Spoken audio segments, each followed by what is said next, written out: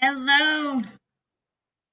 Hello, everyone. Welcome to our Facebook Live today. I'm so glad to see so many of you with us. Our first Facebook Live of the new year, which is super, super exciting. We had a fantastic year of Facebook Lives in 2020 with over 195 Facebook Lives across all of our Facebook channels in different languages. And we are just so glad to be able to bring you exciting new content for 2021. We hope to bring you lots and lots of new Facebook Lives on different various subjects with different experts across the industry. So glad to see so many of you with us at a different time zone than we normally do for our Facebook Lives. So we hope that we get to see lots of different MyHeritage members from across the world that maybe can't necessarily join us at other time zones. So we hope to have a lot of our Australian users and other Southern Hemisphere friends. So thank you so much for joining us. Please let us know where you're from if you haven't written to us yet in the comments. We'd love to hear. We have a fantastic session for you today. We have one of our great friends and a guest that we've had a bunch of times here on Facebook Lives, Lisa Alzo, and she is a writer, instructor, internationally recognized lecturer. She specializes in Eastern European research. She's the author of many, many books. And you could learn more about her at lisaalzo.com. And I will now introduce her, bring her onto the screen, and she could tell us a little more about herself as well. Hello, Lisa. Hi, Esther, and hi, everyone who's joining us today. Happy New Year. Happy New Year. What a treat to have you for our very first Facebook Live of the year. I'm really excited to be here. And I know we're all raring to go with our genealogy this year, so I'm really excited to be here. Fantastic. Yeah, it's a perfect subject. I know that everyone always starts off the year with so many plans for their genealogy, a whole list of things that they want to accomplish this year. And I know that you're really going to give us some tips, some hints and tips to get us all there. So we're really looking forward to that. Great. Fantastic. Should I bring up your slides? Absolutely. Okay. If you could just put them in presenter mode. Yep. I will do that right now. And let's see if the magic works. Perfect. Okay. So welcome, everyone. Again, I'm Lisa Alzo. I'm coming to you from cold and snowy Ithaca, New York. That is central New York, so it's between Syracuse and Binghamton, for those of you who may not know where Ithaca is. And I'm really excited to be here to talk about this topic, which is 10 ways to recharge your research with MyHeritage. And so we're entering 2021. Most of us thought we would never get here because what a year 2020 has been with the coronavirus pandemic and the ceasing of a lot of travel and, of course, in-person genealogy events. I had many of mine either canceled, postponed, or moved to virtual. And so, we've all had to make some adjustments, but we're ready for a new year. And I always believe in looking forward. And so I'm really excited about genealogy for 2021. And with the start of any new year, comes resolutions. People make New Year's resolutions. I've never really liked that term resolution. It kind of seems so final and so formal. And, I think it often sets us up to fail. And so I like to set goals. I do believe in setting goals in my personal life and professional life and my genealogy research. And so I'm going to talk a little bit about how we can use the wonderful tools at MyHeritage to set our 2021 goals for our family history and our genealogy. And so, what a year it's been at MyHeritage. And thanks to this great blog post that Esther, I believe you did, this was a nice infographic there for all the things that MyHeritage did in 2020, a nice little summary there. And it's just amazing, with 2.15 billion historical records and, all the DNA tools and the photo enhancing and the Facebook Lives and just so many things that became available through MyHeritage in 2020. So I anticipate that there will be more exciting things coming in 2021, and I'm really looking forward to that.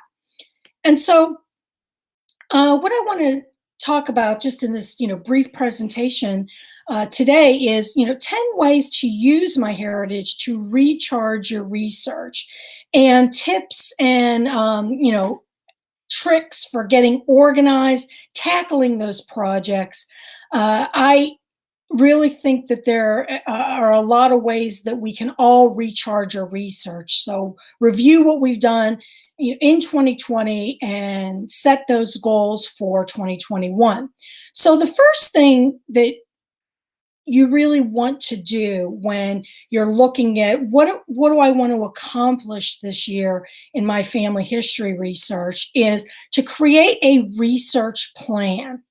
Now, I know many of us, myself included, are used to going into MyHeritage or any other database or online site and typing in our ancestors' names. We use those search boxes and we just kind of randomly search, hoping we're going to find some results. And in some instances that works okay. Sometimes you do that and you find some surprises. And certainly, those search fields are there for a reason, and that's what we all do. But I really find that in my 30 years of doing genealogy, I research better when I have a plan, a specific set of goals that I know I want to accomplish. Because let's face it, researching our family history can be overwhelming. There's so much to do and so much to learn, and it can just sometimes seem like a never-ending quest, like we just can't really get organized or can't find what we're looking for. So I always say create a plan, and part of that is doing some SMART goal setting. So if you're not familiar with the SMART system, SMART, this acronym, it's popular in business, but it basically refers to having your goals be more focused. So specific, have a specific goal that you want to set, a measurable, something that you can measure your progress, attainable or actionable. These words are often interchanged, but you don't want to set something that you can't take action on or that you don't think you're going to be able to do. Relevant or realistic. So again, you have to kind of temper your expectations and set those goals to realistic accomplishments, and time bound. So you want to set a deadline. I'm a big believer in deadlines. I work on deadlines in my professional life all the time. And I really think it holds me accountable and I get things done when I have a deadline. So for example, writing a family history could be a goal for 2021. And that task can be very overwhelming, especially if you want to write a large book. But if you let's say you break it down into something smaller. So you want to maybe start with a series of profiles. So say in a month, you want to write on your 4, grandparents, let's say. So you would set that goal. I want to write 4 profiles in, a month's time. And then you measure it. So how would you break that down? So you want to set a number of word count. Maybe, each profile will be about 1,200 words. And then you can measure that as you go along. And attainable. So maybe you can't sit down in one setting and write that family history or those profiles. So you want to set a schedule. So say I'm going to write 1 ancestor profile a week. And then you can even break it down to I'm going to write so many words each day for 5 days.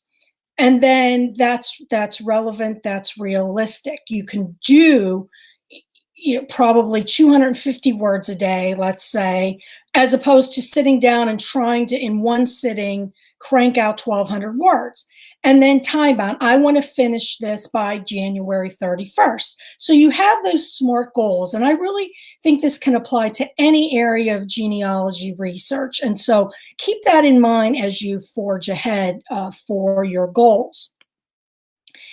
The other thing that we really need to do is kind of think about what we know and what we don't know and what we may have been struggling with in the past year. And so we sometimes need to reach out for help and also read the instructions. So if there's something that on the MyHeritage site you don't fully understand, or it's something new that you haven't tried yet, there's the help button up at the top right corner when you're in your account. Go to the help. Take a look at all the different topics. If you want DNA, if you want something about your subscription, how to get started, etc. There are a lot of great topics, and you can use the search box as well. And so I always think it's easier and better to always read the instructions first in a database or a new feature so that you're fully understanding how to use it. So you wouldn't necessarily change the oil in your car or making a baked Alaska, a complex recipe without, or a complex dish without a recipe. So it's the same with family history research. There's always so many new features that you really want to kind of, get the help. Don't be afraid to dive in and take a look at this. So number 2 is to tend to your family tree.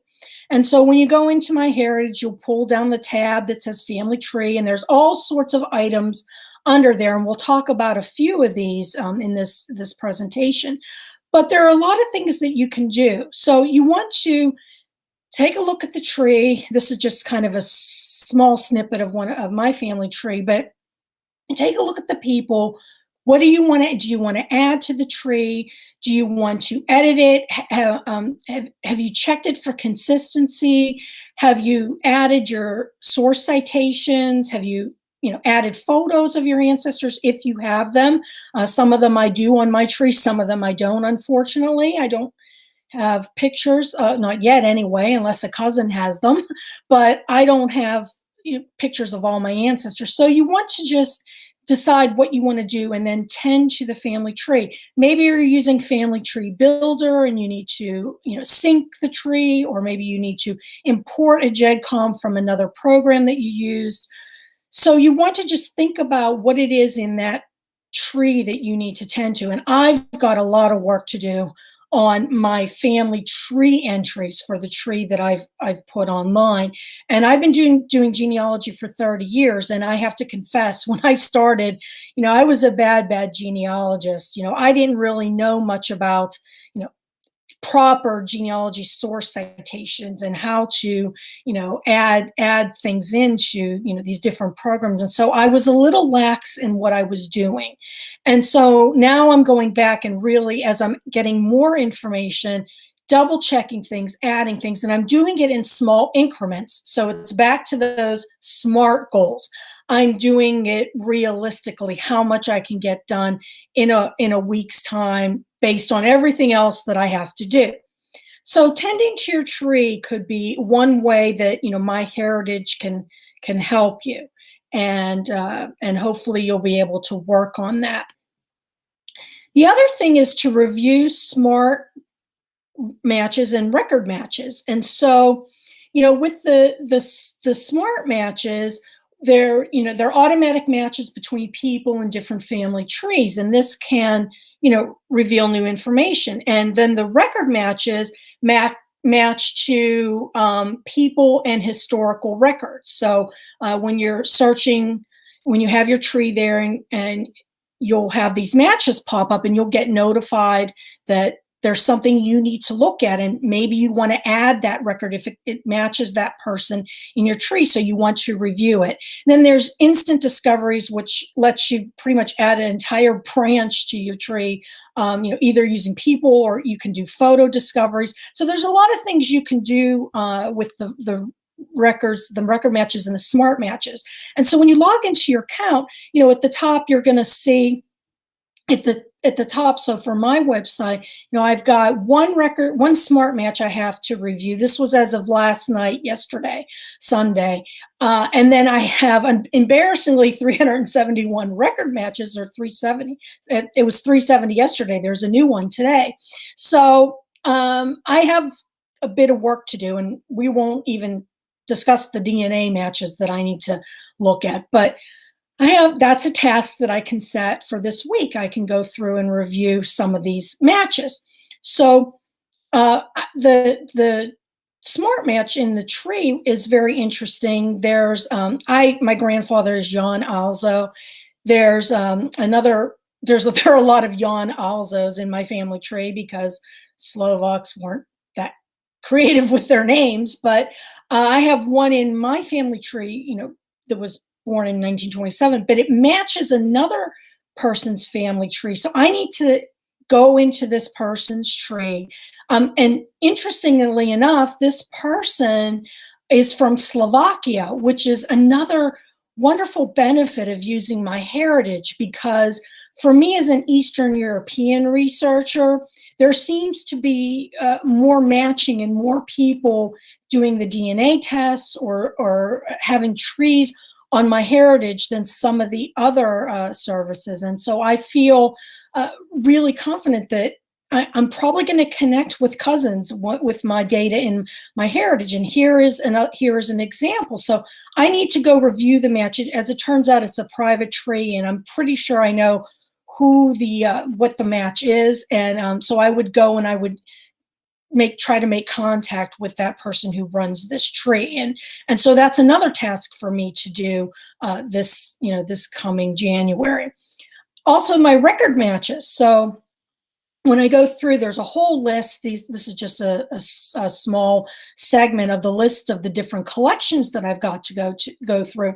But there's U.S. yearbooks, there's newspapers, there's quite a few interesting things that I need to check out. So if I, for example, clicked on Pennsylvania newspapers, I did find one interesting result from the Pittsburgh Press from 1943. And so I grew up in Duquesne, Pennsylvania, which is a suburb of Pittsburgh. And so as I was been going through these newspapers in MyHeritage, I did some of this last year, but I found a lot of newspaper clippings that mention my father. So my father was a star basketball player in Western Pennsylvania all through high school, and he even played semi-pro basketball. So I find a lot of newspaper articles about him, but this one intrigued me. So this was from April 7th, 1943. It mentions my dad, and he talks about him being a basketball star, but he played on the baseball team for Duquesne High School. He played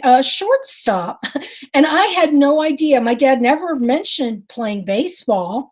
He always talked about his basketball days, but never baseball. So that's a clever, interesting fact that I found out about my father. And unfortunately, my dad died in 2005. So it's kind of nice to go back and find these tidbits of information. So I can add that to his entry on the tree. And so you want to review your smart matches because you'll never know what you're going to discover. You want to then review DNA matches and tools. And now, so if you haven't taken a DNA test, it's still not too late. You can always sign up and order your kit. But maybe many of you did. Maybe you got them for Christmas or a holiday present.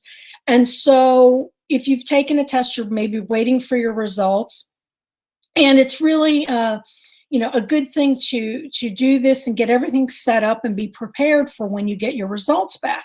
But I have to say that even though I've been doing genealogy for 30 years, when it comes to DNA, I consider myself a novice. I'm really learning, and I never claim to know everything in genealogy, and there's always something to learn. And DNA is another goal of mine, like really learn the ins and outs of DNA, because the science kind of confuses me. The math, I'm not a math person. I'm a writer. I'm an English person, a words person, not math. And so learning the science and learning some of the intricacies of DNA is a challenge for me. And so, but I do have my DNA kit in MyHeritage, and so I can go and, review my ethnicity estimates, which have recently been updated. And really, when it comes to DNA, I was sort of, I wouldn't say a latecomer, but with my own tests, it was very interesting. I had my mother's brother and also my father do one of the early DNA testing, way back, like around 2003, et cetera. But when it comes to the more commercial kits and so forth, I really didn't have any. I wouldn't. I didn't have any what I would call compelling reason to do DNA testing. I didn't have any issues that I needed to solve in my family. I didn't have anything that I like an adoption or anything like that I needed to prove or disprove. So I was really taking it to kind of out of curiosity to see what would turn up and if I could connect with cousins and so forth. And so my ethnicity estimates are really no surprise. Eastern European, the Balkans, the Baltics. There's some Scandinavian thrown in there, of course. The Vikings and all the invasions. So my DNA ethnic results, ethnicity estimates, don't really surprise me, or nothing really changes. I mean, the regions, the more specific areas are interesting to me. So I need to learn more about DNA. And so one of the things I will look at is all of the different tools that MyHeritage has. And I'll be honest, I've looked at them, but I haven't really explored them or used them myself. And so that's one of my goals also this year, is to, work with the chromosome browsers and the auto clusters and the maps and so forth, and see what new things that I may learn about MyHeritage, based on my Eastern European roots, based on these tools from MyHeritage. So that's one of my goals for this year. Next is fix your photos, and I'm sure many of us have tons of old photographs that we need to scan and repair and take a look at again. And I have boxes of them, and so again, using some of MyHeritage's tools, especially the enhancer and the colorization, I have a whole set of photos that I want to start scanning. And again, I will be doing that in small increments. I'm hoping maybe I can do maybe 10 to 15 photos a week, and just kind of start adding them into to MyHeritage and work with them. But fixing photos, and this is a great activity, especially if we're still going to be sort of stuck inside, at least for maybe the first half of 2021.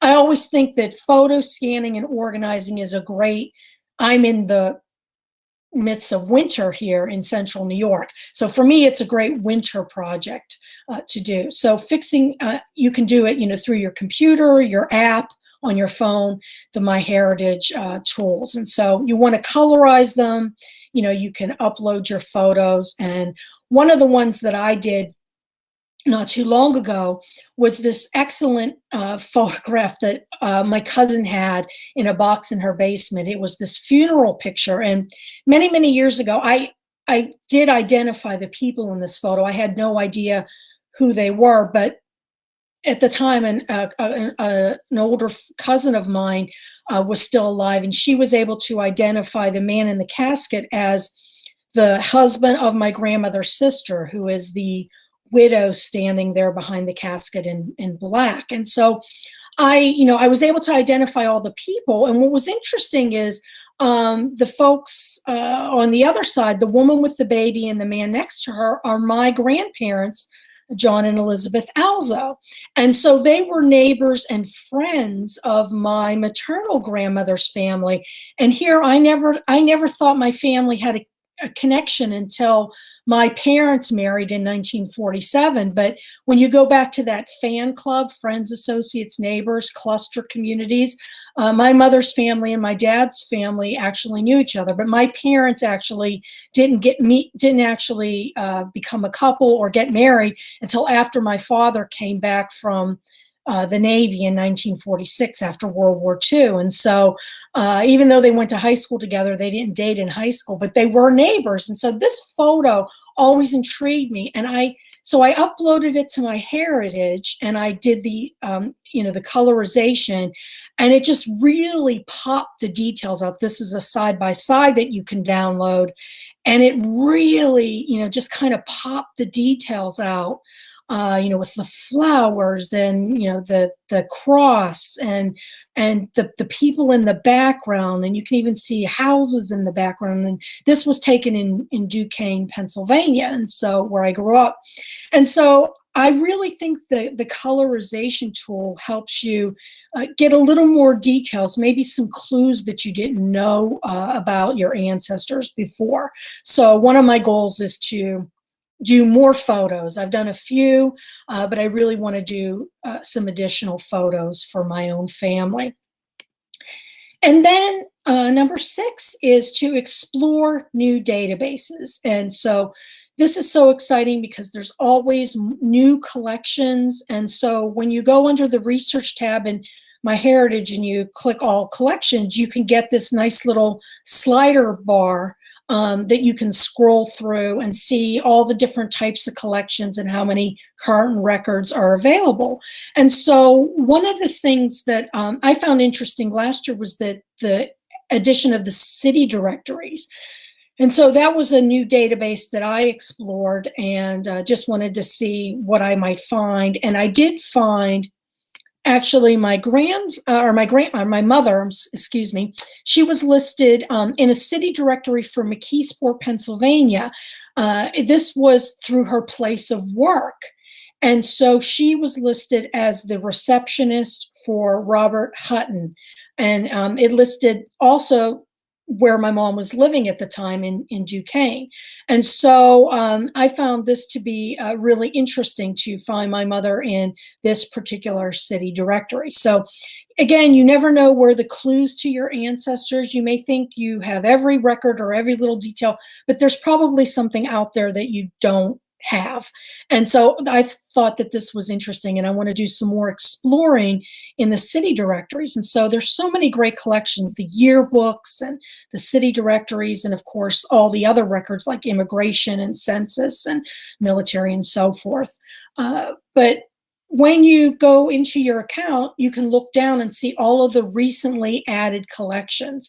And so there's some here that were recently added. So there's some records for France and Norway and Michigan and United Kingdom. And while I don't have any ancestors in any of those particular areas, I will keep checking back for any other collections that might contain information about my own ancestors. And so you want to always check out the recently added collections because there may be something new to check out.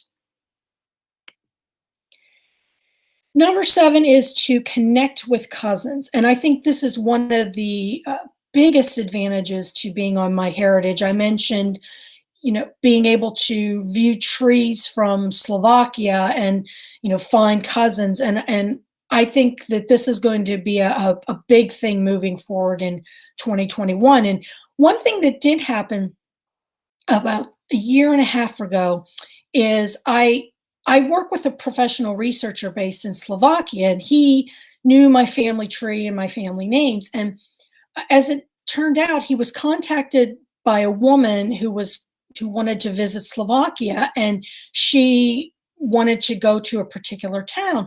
Well, as it turned out, she had the same names in her family tree as I did.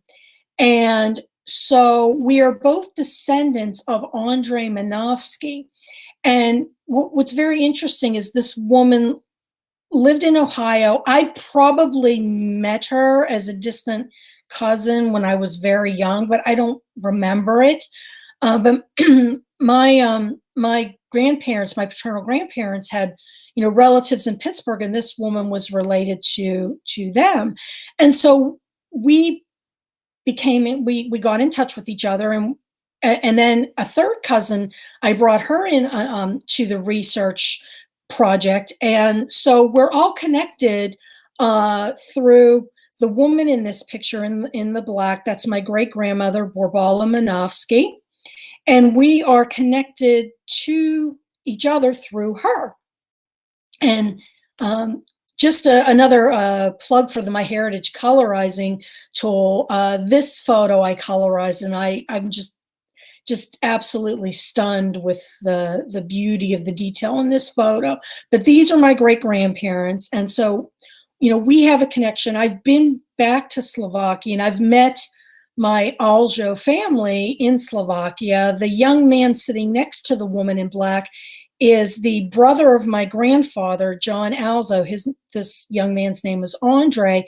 And in 2008, his granddaughter contacted me out of the blue and said, we're related, our grandfathers were brothers. And as it turns out, we are. And I went back to Slovakia in 2010, and I met her, and I met her parents and extended family members. And then this cousin of mine who currently lives in London, we are in touch now, and we are collaborating on a research project together for the Manovsky family. My great-grandmother was part of a very large family, and there were she had many siblings, and we're now trying to research all of the siblings. And so we're collaborating together.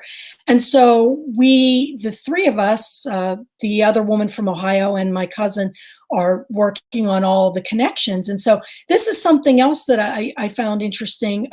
I found this international money order in my cousin gave this to me. She found it in her mother's papers. And so this shows my great-grandmother's maiden name. So she is a Manovsky, and it gave the address in Kuchen where they lived, which I eventually went and saw the homestead. But it was, so when you put all these clues together and you start adding people to your tree and you start reaching out, you never know who you're going to find. And so another interesting connection is this gentleman, Brian Butko. He's the editor of the Western Pennsylvania History magazine for the Senator John Heinz History Center in Pittsburgh. And Brian and I have been friends for a long time because we're both writers and we knew each other, through that. But he always said, my mother said we're related to the Alzos. And so, and funny enough, I actually have pictures of his relatives and my grandparents in some of those old family photos that I mentioned. And so as my cousin in London and I were doing the research, we found the connection. So Brian is the cousin of the woman in Ohio. And so it's just amazing, like, how you can make so many discoveries just by having a family tree and putting yourself out there, leaving virtual breadcrumbs, as I call them, whether it's through your DNA, results and sharing of those, or your family tree, or just having a blog. That's how my cousin in London found me, through my blog, The Accidental Genealogist. So it can be a small world when it comes to genealogy. And so making connections is another thing that I hope you will be able to do this year.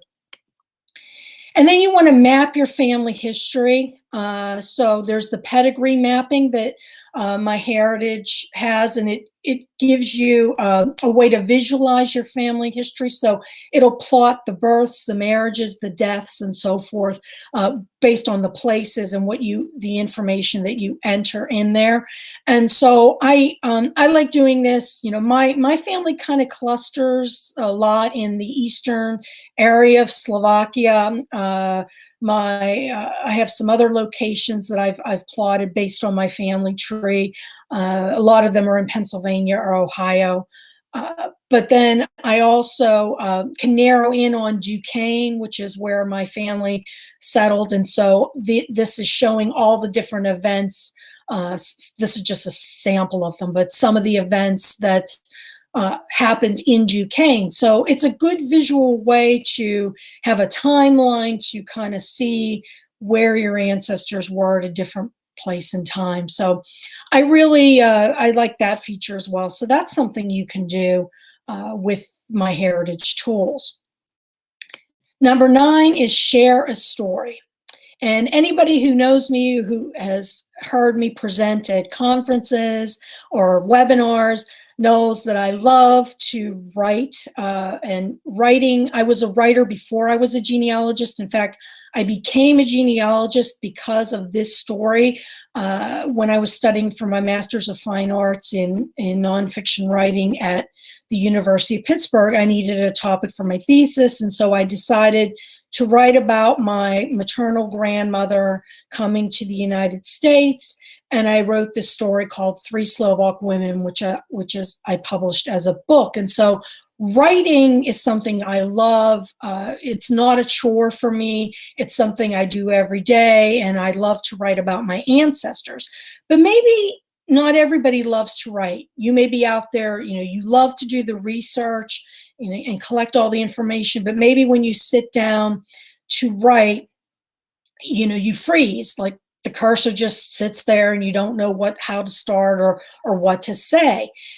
And so again, if we go back to the first example in the SMART goals, breaking down your writing tasks into small manageable pieces, you can use MyHeritage to help you do that. So when you go on your family tree, you can click on the middle icon there, which is like a little notepad. And when you click on that, you can create a story. You can add a biography of your person. And so you can add photos, you can add other information. So you can click add biography, or if you've had something in there, you can edit the biography. And so I had started a story for my dad. I started his basic information. But I also, as I was making discoveries in the record matches in MyHeritage, I, as I said, found a lot of different things about my dad and his basketball playing days. And one was a yearbook, his Duquesne High School yearbook. And so he's pictured on the basketball team, and he's the one in the center there holding the ball. And so I had a biography of him started, so I would add another story, and I started adding the story of how he started playing basketball. And this was something my father had actually told me before he passed away. I sat down to interview him, and he wasn't much interested in genealogy, but he would talk about his service in World War II, and he would talk about his days playing basketball. And so I really thought it was very interesting what drove him to play basketball and how he got started. So I'm writing these little tiny profiles and pieces of his biography. And if you do this a little every day, you'll have more and more information, and in time it'll add up. And so this is just a close-up of that picture from the yearbook, which I've had in my family collection. So my dad was there in the center.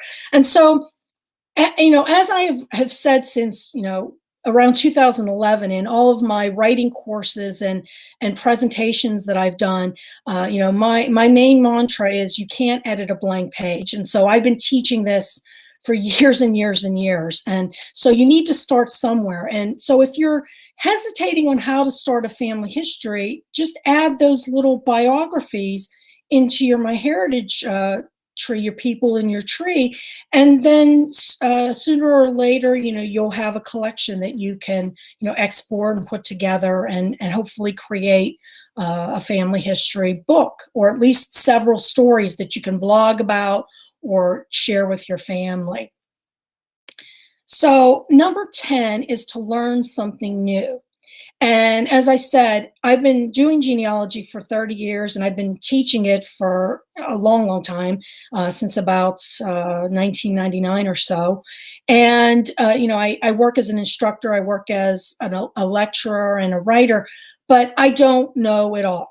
There's so much to learn, and I learned so much from my colleagues in the genealogy community. And I often don't have a lot of time to spend on my own genealogy because I'm out teaching. But I really want to be a student this year. And so one of the things I love is the MyHeritage knowledge base.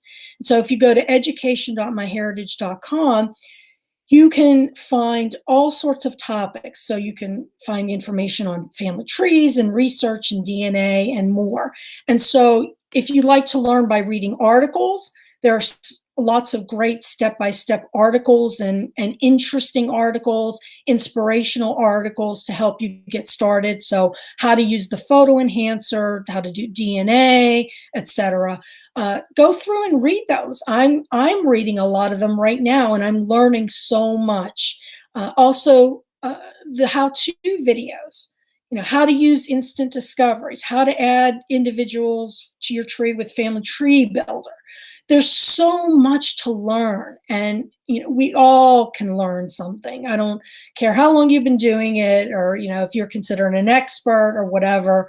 There's a lot of things I don't know, and I'm really good at my Eastern European and Slovak research, but I don't know much about doing research in Ireland or doing any other ethnic based type research. So I can learn a lot of things, and as I said, DNA is one of the things I do need to learn.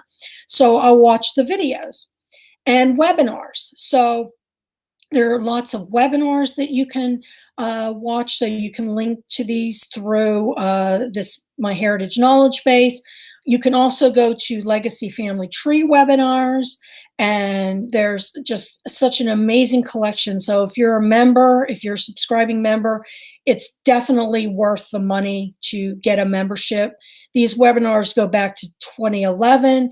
I've done over 50 some presentations for them myself, and I learned from my colleagues, and there's some great ones that are going to be presented in 2021. I'm so excited about the calendar for 2021. So you can always learn something, and also as a teacher, I also teach online courses. I have a website called Research Right Connect, and you can go and sign up for the newsletter there. But there are several writing courses. I also have some other genealogy experts teaching courses on topics like U.S. government records, city directories, how to use the big genealogy websites, how to get started. I teach 5 or 6 writing courses there. So you can check out my website, Research Right Connect. And so as I finish up, I just want to say that it can be really exciting at the beginning of the new year to get started on what we want to accomplish. And I always say, the keys to success are make a plan, even if it's just an informal plan. And that's not saying it's written in stone. You can change it, you can adapt it, but make a plan, set some goals, write down your goals, do those SMART goals, and break them down into small, manageable pieces, and make the goal a habit. A goal is great, or a resolution is great, but if you don't make it a habit, or set yourself an alert, a reminder on your smartphone, your calendar, write it in a paper calendar if that's what you like to do. Make it a habit. Make an appointment with yourself to do your genealogy. I don't have the luxury of doing my own genealogy every single day because of my other work and responsibilities. But if I set that time on my calendar and say, this is what I'm going to spend, I have my SMART goals, they're realistic, I know I will make progress. And next year at this time, I'll be able to look back and say, wow, I accomplished so much in 2021. So those are the keys to success. And so if you have any questions, feel free to contact me through my website. That's lisaalzo.com. I've really enjoyed presenting this morning, and I hope I've inspired you to get started on your genealogy, set new goals, and make new discoveries. So thanks a lot, and I'm ready to take some questions. Okay, fantastic. Thank you, Lisa. That was really, really so great. And I feel so energized now for the new year. And I think that most of our viewers for sure do as well. Just such good advice of different things that we can all, easy steps that we can all take upon ourselves this year. And I know that we all hope that 2021 is a much more successful year in many different areas of our lives, and definitely when it comes to our genealogy as well. So really some great advice. I'll read out some questions that we got. Just a really nice comment first from Luann. She wrote, Thank you for your great presentation, Lisa. Very inspiring. I've seen you at multiple conferences. I'm now living in Texas. Have a happy new year. So just nice. Oh, I think that's that nice. it was, Thank you. Same to you. yeah, I think just so inspiring to so many of our viewers here. So just so nice. I see that Patty wrote us, my goals are to get motivated again, to find and view online classes, videos, to get out to the cemeteries, figure out those families that have multiple people with the same names. I don't have anyone to ask, and the records have been confusing. So Patty, online courses, definitely visit our Facebook Lives. For anyone who's just joining us, and if you missed part of Lisa's talk, you can watch this Facebook Live and all of our other Facebook Lives on the MyHeritage Facebook page, facebook.com/MyHeritage. You'll be able to see this one, as well as all of our Facebook Lives that we did throughout 2020. They're all up there. So definitely check that out. That should definitely be one of everyone's goals for 2021. Let me read you a question we have here, Lisa. Patty asks, what do you think is the best way to attach documents or newspaper clippings to your tree that were not from MyHeritage? Well, you would upload them. So you can upload them as long as you have that membership, that will let you do that. You can upload them and attach them as photos. So I've attached those photos that I enhanced. And so again, I always go to the help center and find, there's usually step-by-steps on how to do, but it's pretty simple. Esther, you may have more tips on that, more technology tips, but I found it pretty easy when I've uploaded and enhanced my photo, and then I just attach them to my person. Definitely, and I think something that's really important is always to list the source, especially if it's not from MyHeritage. You'll definitely want to put that down so that you remember where you got it from. Absolutely. Source citations are absolutely essential. You have to do Especially it. since I think when you add it to the tree, you might say, "Oh, I'll always remember where I found this now," but we all know that's not the case later on. Right. So definitely very important. Lisa, we have another question here from Todd, and he writes, my goal for 2021 is to figure out my Mayflower connection to my family. Can you give any tips on this? Well, I know I don't have any experience in doing Mayflower ancestors, but there are so many great resources out there. First, I would definitely start with looking at the education that's available out there. So I know that there have been many presentations available. Again, go back through Legacy Family Tree webinars. There are many helpful tips out there. You always have to, verify each connection. AmericanAncestors.org. So that's a great website also for help with Mayflower ancestors in addition to MyHeritage. But yeah, I would start with watching the experts who've done this, and then take your steps, step by step back and verifying each source along the way. I know it's a long and complicated process, and I don't have any personal experiences because none of my ancestors were here that early. So that would be my advice. Okay, great. We have a question here from Victoria. She asks, what book has been a go-to for genealogy for Lisa? So Lisa, what are you reading, or what have you read that's been a great resource for you for your family history research? The crowd would like to know. Well, for me, there's a couple of different ones. So in general, of course, everybody has the Bible on their desk, which is Evidence Explained, the book on source citations. So I definitely recommend having that. For me, some maps and atlases. So like the Palgrave Historical Atlas of Eastern Europe. I've read some great gazetteer books. There's a gazetteer of Galicia by Brian Lenius, Lenius. There's a gazetteer of Hungary that you can find, and by Jordan Oslander. And so those are the maps and gazetteer books have been really good for me as an Eastern European researcher.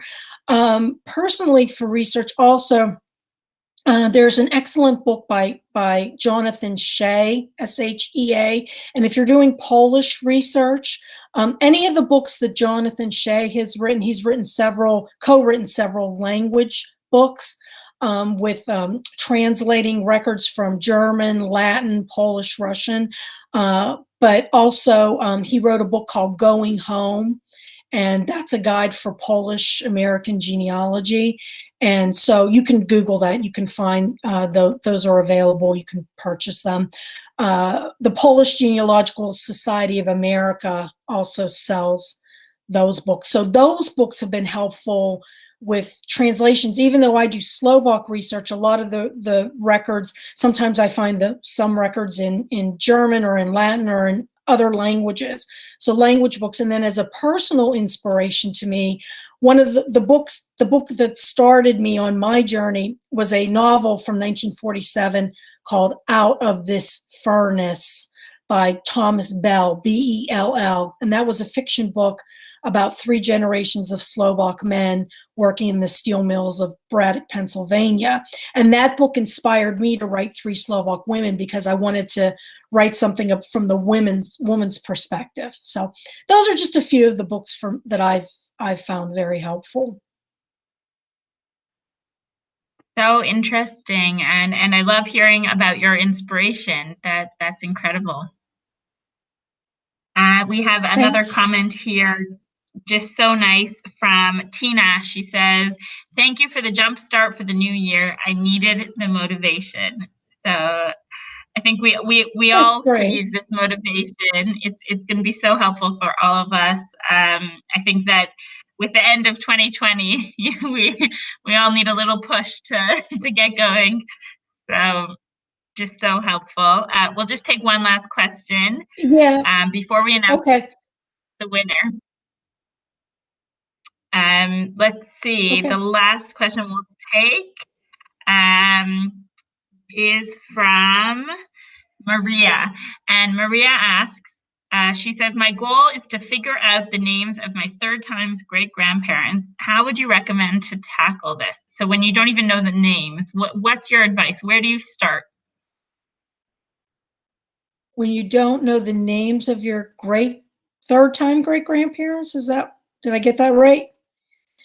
So you have to start with yourself. So you start, what you do know, you always write down anything that, no matter how little it is. And I remember, Daniel Horowitz, one of his big tips is to build a tree and put, get it on MyHeritage, no matter how little you know.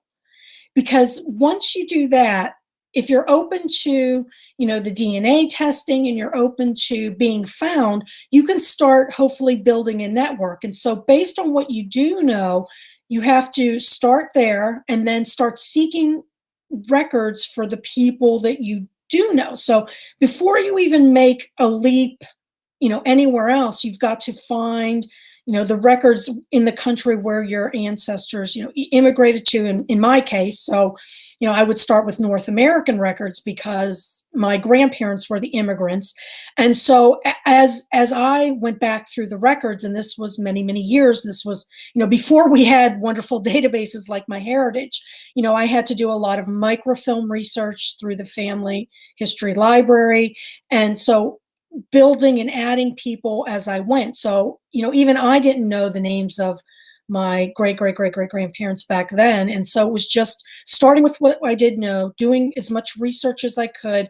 And then now we have that ability to put the trees online and get those DNA results. So, the more people that test, the more, connections and the more results you're going to find out there. So that would be my advice, is just start with what you do know, any dates, any names, any places, and then, start looking for records, and then hopefully you'll start finding those names.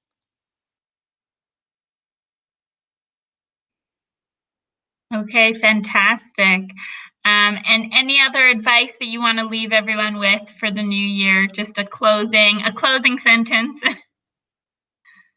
My closing sentence is, be hopeful, be positive, be excited about the new year. We went through a rough time, and so I think genealogy helps us be more grounded. And I know I found inspiration by looking at my ancestors. And just the other day at New Year's Eve, I was thinking about this. That, yeah, it's been a rough year, and I've missed out on this, and I've been disappointed in that way. And yeah, but compared to what my ancestors went through, what my grandparents went through to come to America and to build their life, and when I learned the history of my ancestors and the sacrifices they made, this is, it's tough, but it's not going to bring me down. I have the strength and the resilience, to based on from what my ancestors had, the strength and resilience they have, I have the same. So beautiful. I just love that, drawing on their strength and resilience. Just so lovely. And such a nice thought to take us through to the new year. So thank you so much, Lisa. We'll now You're choose a welcome. winner. We'll choose a winner now from everyone who left a comment for a MyHeritage Complete plan. So from everybody who wrote in and left a comment, the winning comment is from Leanne Hutton, and Leanne wrote us, a young man has found me through MyHeritage, and we share 278 centimorgans. He is adopted. I cannot find the link at all. I would like to solve that connection for him. Until 2 weeks ago, I was the only DNA match that he knew of in the world. There's another lady now. We would love to help Scott find his sense of family. If only we could find this connection. So, Leanne, first of all, what an amazing discovery, and we'll try and help you locate the connection for this young man. It seems like such a, the brink of just an amazing story, and we hope that we can help you out. In addition, we'll be in touch through private message to claim your prize on MyHeritage Complete Plan.